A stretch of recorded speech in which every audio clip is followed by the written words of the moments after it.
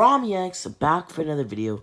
As the title suggests, this is What If Naruto Went Rogue Part 3. Hope you guys all enjoyed today's video. Make sure to like this video to a friend. Like, so just anime content in general. Subscribe if you're new here, as I want to hit 9,000 subscribers by the end of August and 14K by the end of the year. But without further ado, we can now begin the What If. In the last part, we basically ended off with Naruto defeating Orochimaru and forcing Orochimaru to reverse summon himself, as Naruto would then defeat basically every ninja who was fighting against one another, leaving only one Leaf Ninja and one Sound Ninja to decide the fate of whoever won the battle. The Leaf Ninja would then prevail, as in my opinion, Leaf Ninja are on average just stronger than Sound Ninja, as we would then see the village start to recover from this, as Hiruzen is not killed. But Naruto would decide that he does not want to kill Hiruzen, at least not yet. Instead, he wants to kill Orochimaru, the person who wanted to kill Hiruzen originally, and the person who, in a way, got in his way. Naruto would then basically start to track down Orochimaru, as Orochimaru would realize this, setting up a trap in one of his most notable hideouts. This trap is that whoever basically walks closest to the hideout and tries to, walk in or anything of the sort will basically fall into a trap and will immediately have their chakra stripped away from them. And I'll kind of explain how this works a little bit later, or maybe just when the trap's activated. You never know.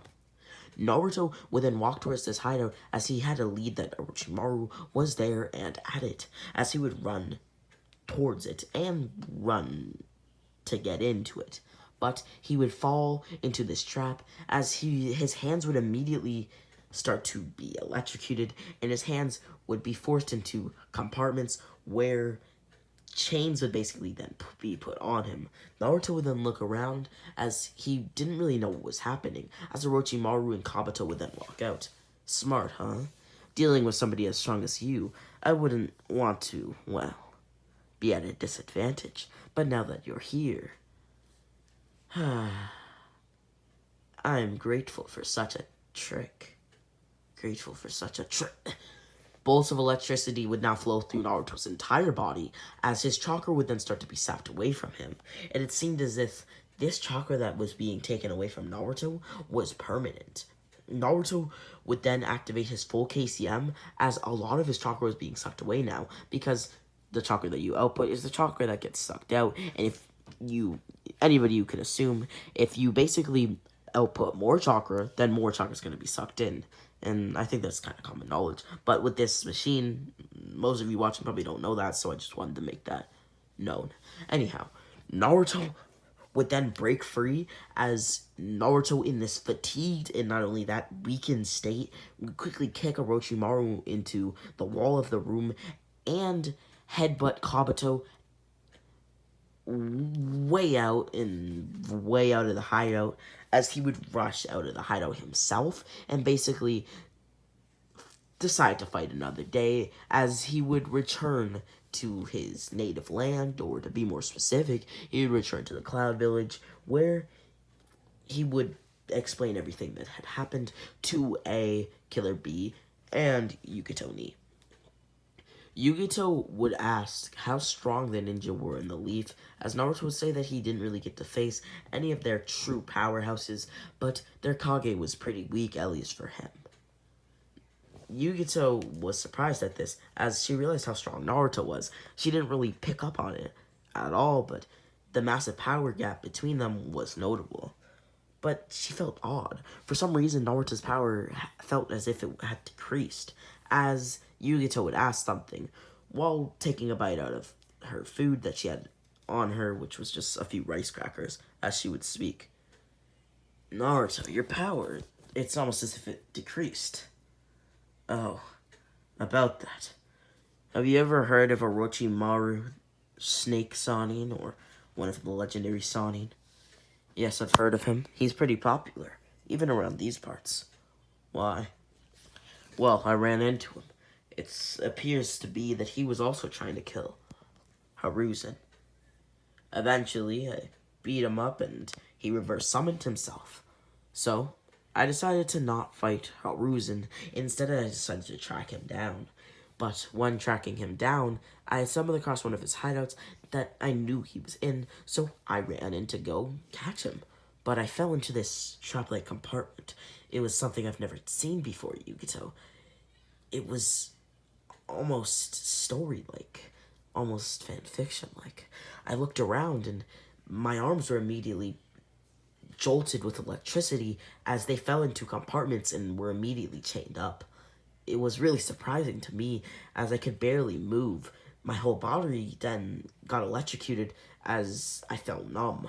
I then felt my chakra being sapped away from me as Orochimaru would explain to me with his subordinate, who I don't know his name, that they had basically been taking away my chakra, but this chakra that they took away was permanent. As such, I kind of freaked out and didn't know what to do as I activated all of my chakra and entered my KCM stage and my full QB chakra as I broke through and basically attacked both of them and ran out of the hideout and came here. Oh, I see. That's unfortunate, A would say. Your chakra, it's been sapped away. Well, it seems to me like you were at a disadvantage anyway. You didn't know too much jutsu and you ran in there with the basic knowledge that you had of fighting, many A and B ranked jutsu, and your own wits. Maybe you should try learning from that scroll. It contains many powerful jutsu.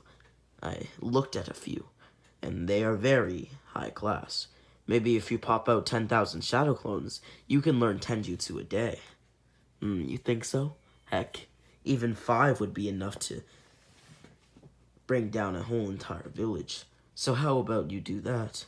Naruto would then take the scroll as he would learn from it. First, he would learn the Edo Tensei Jutsu. Second, he would learn the water style, water vortex jutsu, a jutsu from Tobirama, which is basically an A to S rank jutsu. Not only that, but he would also learn from the Edos, and by that you may be asking, he would be learning from the fallen Jinchuriki of the Eight Tails. It was shown in Shippuden that there was another Jinchuriki of the Eight Tails who B actually knew and A actually knew, and he would teach Naruto to control his Nine Tails chakra even more, as besides that, Naruto would also learn the Eight Swords Jutsu, which is a jutsu we've seen Hashirama use in the Naruto Storm games, where he's basically able to like summon these swords that are very powerful and are able to do damage to Madara Uchiha, so like they're pretty strong to say the least. And not only that, but he would also learn a jutsu that at least I think would be in the scroll, known as the Chidori, which would be pretty simple for him because it's basically just the Rasengan with lightning chakra added. And not only that, but he would also learn another jutsu that I think should be in the scroll, the summoning jutsu. This would take him a long time because he doesn't really know the specifics to it, but eventually he would get it down.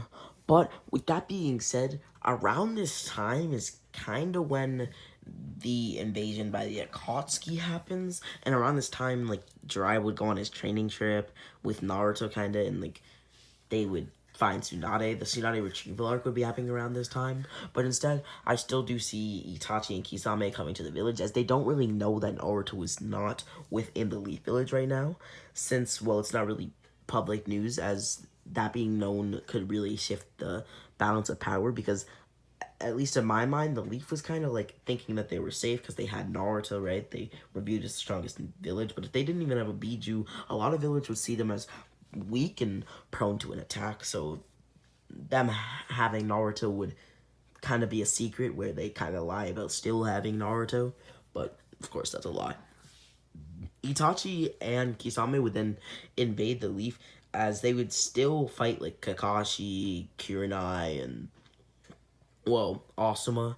Kurenai still tries that stupid attempt to, you know, put a genjutsu on Itachi. What a fool, right? But anyhow, Sasuke would eventually find out about this fight happening as he would try to fight Itachi. This time their fight is not indoors, and instead it's actually outdoors, as I still do see Sasuke getting slapped around, and I still do see Sasuke easily losing this fight. But at the same time, I do see Sasuke having a bit of a better chance, but nothing that's going to change the tide of battle. Nothing that's even going to do even more damage to Itachi. Itachi would then tell Sasuke that he is too weak, as he would put Sasuke in a Tsukiyomi like Genjutsu. Itachi would not only do this, but he'd also see that Jiraiya had arrived on the scene. I still do see Jiraiya still being on the village or in the village at the time, or at this current time, especially since the village is prone to attack and is very weak at the moment, since it has many casualties from the war that happened, and since a lot of its buildings and big things really have just been destroyed by like giant snake summonings, ninja, and things alike, if you will. So Jiraiya would appear on scene as Itachi would put both Kisame and Jiraiya in a Genjutsu. In Kisame's Genjutsu, he would basically see Jiraiya cast a Genjutsu on him, even though this is not what happened. As in Jiraiya's Genjutsu, he would be explained basically everything about the Akatsuki and a lot of things, really. He would also be asked by Itachi to train Sasuke to get stronger with somebody who knows of the Sharingan's abilities, as he needs Sasuke to defeat him. He needs Sasuke to avenge his clan and get stronger so that he can defeat Madara Uchiha. If he could, he would, but he has a severe illness that is eating away at his chakra and is eating away at his health, so he really is not in a position where he can defeat Madara Uchiha himself. Of course, this is Obito Uchiha, but Itachi, it's just Madara, since he doesn't really know of Madara's technically Obito is true identity. I think you guys get what I'm trying to say. Anyhow, Jiraiya would then be told this as he was completely shocked. He never knew that Itachi was, well, basically working as a double agent, and he also never knew that Itachi was such a kind person. In Jiraiya's mind, Itachi must have been some, in a way, sick human being who would kill his whole entire clan just because from what Sasuke knew, he just killed it to test out the abilities of the Mangekyo Sharingan and to really just test out his own power. But with that being said, Jiraiya would accept Itachi's waiver. He would tell Itachi that he will have himself and, well, Kakashi train Sasuke for a few years, as Itachi would be pleased with Jiraiya's answer, freeing him from the Genjutsu and basically clashing kunai to kunai with Jiraiya, as he would then tell Jiraiya to basically stay like that so that he can release Kisame and it will look like they've been fighting. Kisame would then awake as he would grab his head as he had a bit of a headache, as he would then wake up. That jerk, he really activated a Genjutsu on me. It felt so annoying in my head. It's killing me. Itachi, you could have freed me from the Genjutsu a little longer, couldn't you? I suppose I could have, but I'm kind of in a predicament here. You want to help? Jiraiya would then summon Gamabunta, as Itachi would immediately jump back, telling Kisame to run, as Kisame would ask why they're running, as Itachi would explain. Jiraiya is one of the 3 legendary Sannin, and even he is not strong enough to take him out, especially not with his reserve so low. What could you have done to make your reserve so low? Well, simple. I activated a Genjutsu on Jiraiya and my younger brother for a brief moment. But not only that, but I had to use a bit of my Susanoo. Susanoo, I see. Of course, Itachi didn't actually have to do this, but I think you guys get the point. He's basically lying to Kisame, so Kisame doesn't question anything, because for a moment, Kisame had actually thought that Itachi was a bit of a traitor way before the Jiraiya versus Itachi fight. Anyhow, they would basically leave the Leaf Village, as they still don't know that Naruto is not there, and by extension, Obito / Madara Uchiha doesn't know either. Orochimaru at this point, since we're kind of like now switching perspectives, has basically seen Naruto as enough of a threat to make Kabuto, Edo Tensei, many strong warriors, and basically wage war against the Cloud Village to see how Naruto would be able to react, and if the Edo Tensei were strong enough to take Naruto out, if you will, and or just retrieve him. Since Orochimaru still does kind of want his body, since his current one is about to say the least, die on him, as Naruto would fare pretty well against these Edo, but not only that, but Orochimaru was kind of foolish here. Even though, of course, Orochimaru is pretty smart, he was kind of foolish in the way that he was, well, too dumb to realize that there was other powerhouses in the Cloud Village. Not only was there the Raikage of the village in the first place, but there was also people like, for example, Yugito Ni, a perfect Jinchuriki who has the second tails, or the two tails, at her disposal. Matatabi, the cat-like beast. Not only that, and it is a cat because, well, in the filler episode it was shown that Yugito gave her cat paw to the granny who... You get the point. Anyhow, and not only that, but the perfect Jinchuriki of the Eight Tails, Killer Bee. Basically, these Edo Tensei were just outmatched. Yeah, they were strong warriors, like people like Zabuza and Haku, but... And Naruto has no recollection to them because he's never even fought them, so it's not really as much of a heartwarming moment, if you will. But either way. And they didn't really think to realize that Naruto's not the only one in the Cloud Village. There are many other people there, and as such, it's not as simple as just, taking him out or seeing how he'll fare against the Edo Tensei. He has to see how the whole entire Cloud Village would fare against them, as they would basically decide that they will expand their land. Naruto was a key figure on wanting to expand the Cloud land, as they would expand about 1.14 times, which is a lot of land in the general sense, saying that the Cloud is already pretty big. And is, if not the second or first biggest village, at least from what I can see, since it looks pretty big in most pictures and everything that I've been able to see about the Cloud, it seems to be the second, third, or first biggest village, and now it was easily the first biggest village.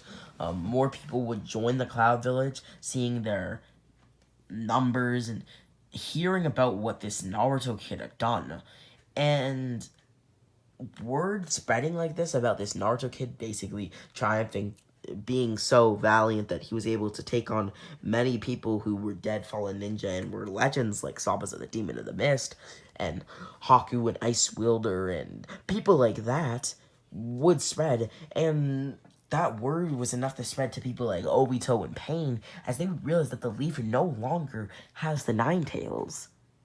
The Cloud does.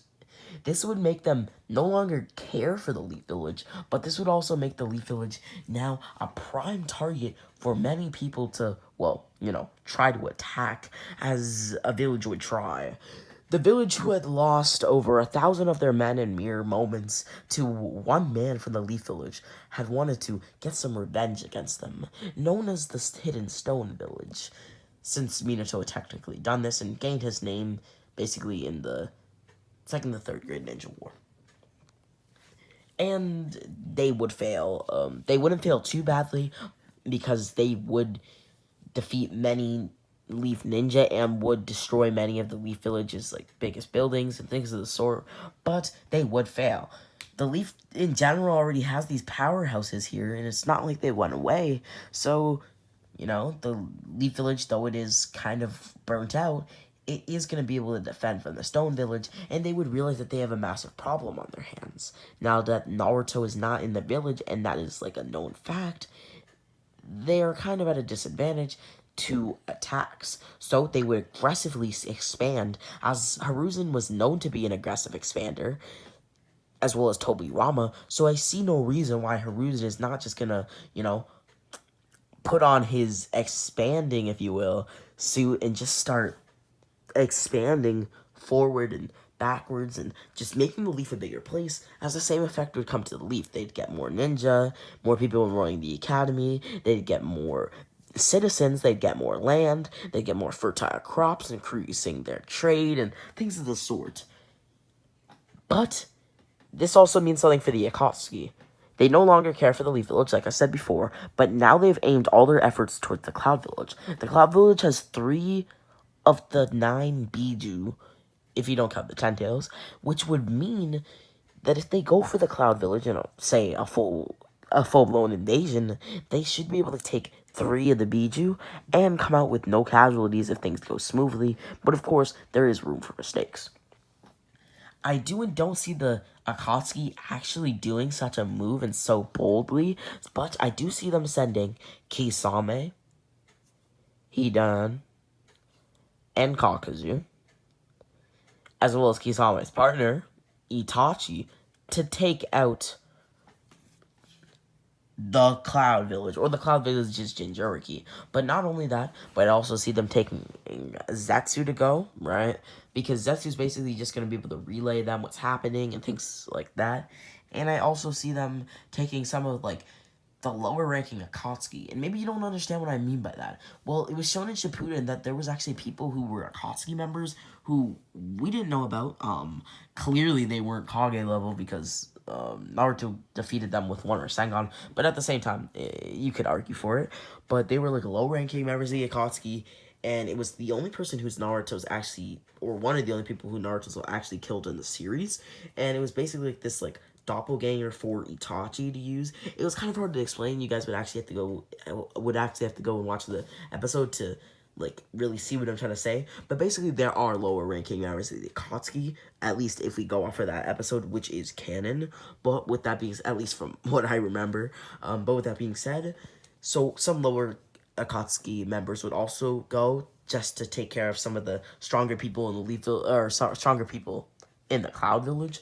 But with that being said, they would arrive at the village. Naruto would immediately sense their chakras as Yugito, my apologies, Yugito, Killer Bee, and Naruto would immediately work together, as they would immediately just, like, kind of, like, become a squad. And by that I mean they would work together, like I was saying before, but they would not, like, move from each other, and kind of created a formation, if you will.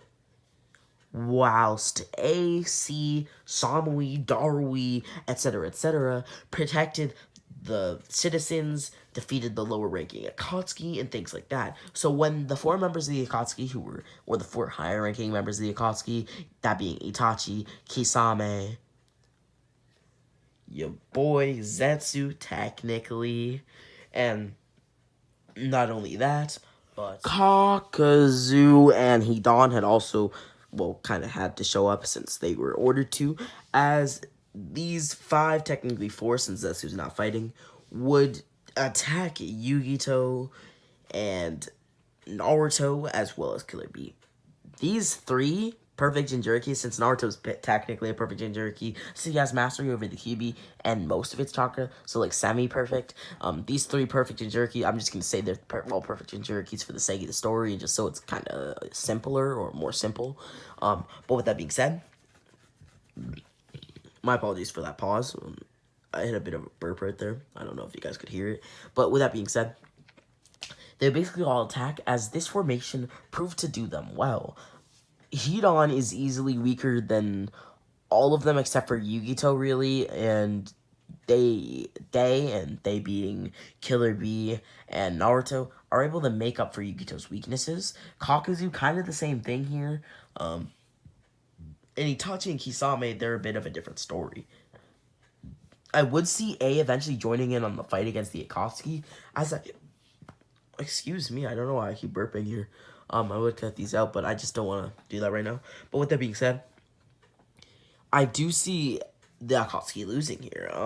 The combined forces of A, Naruto, perfect Jinchuriki, semi-perfect, Yugito, perfect Jinchuriki, and Killer Bee, A-Tails, perfect Jinchuriki, I see them, just defeating these Akatsuki members, as Itachi, Kisame, and Hidan would basically have to escape, as well as Kakazu, of course, since, well, Kakazu, I'm not going to make him die here, at least not yet, as they would all basically, run away, retreat, if you will, since this is an attack, and it is an invasion, to be more specific, as I see the Cloud triumphing, or being triumphant here, and being valiant and victorious, as the Akatsuki would now have to come up with another way to take the 3 Biju that reside in the Cloud Village. Maybe by signing more people, maybe a different strategy.